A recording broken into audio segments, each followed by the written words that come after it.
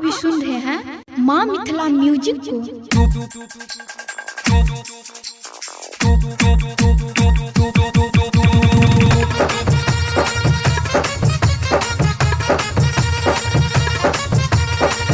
नलका से पानी पानी पानी विकास बेतिया। आप अभी सुन रहे हैं माँ मिथिला म्यूजिक को। सोलह के उमर छो पतली कमर छो, 16 के उमर छो पतली कमर छो।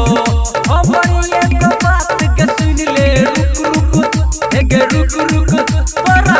नलका से पानी चुप टुप टुप हेगे टुप टुप हेगे छौरी तोरा। नलका से पानी चुप टुप टुप हेगे टुप टुप टुप टुप। आप अभी सुन रहे हैं माँ मिथिला म्यूजिक को। विकास बेतिया।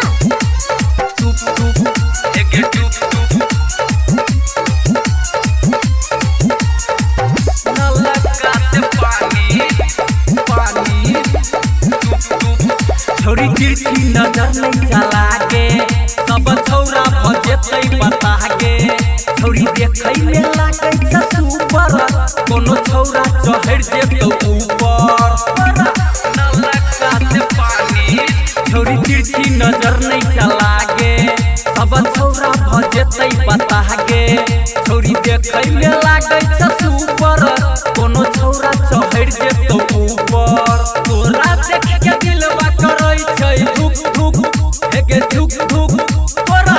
नलका से पानी चुप टुप टुप हेगे टुप टुप हेगे छौरी तोरा। नलका से पानी चुप टुप टुप हेगे टुप टुप टुप टुप। आप अभी सुन रहे हैं माँ मिथिला म्यूजिक को। विकास बेतिया। टुप टुप हेगे टुप टुप।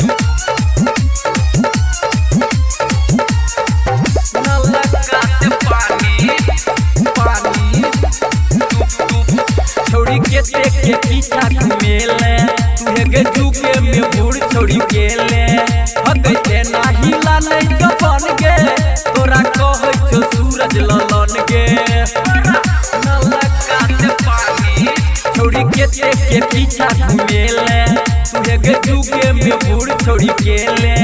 तोरा कहै छौ राजेश राजा, हेगे पीछा पड़ो छौ संजय बाबा।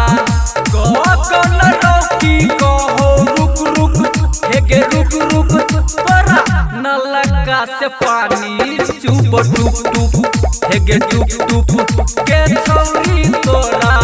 नलका से पानी चुप टुप टुप हेगे टुप टुप हेगे टुप टुप। आप अभी सुन रहे हैं माँ मिथिला म्यूजिक को।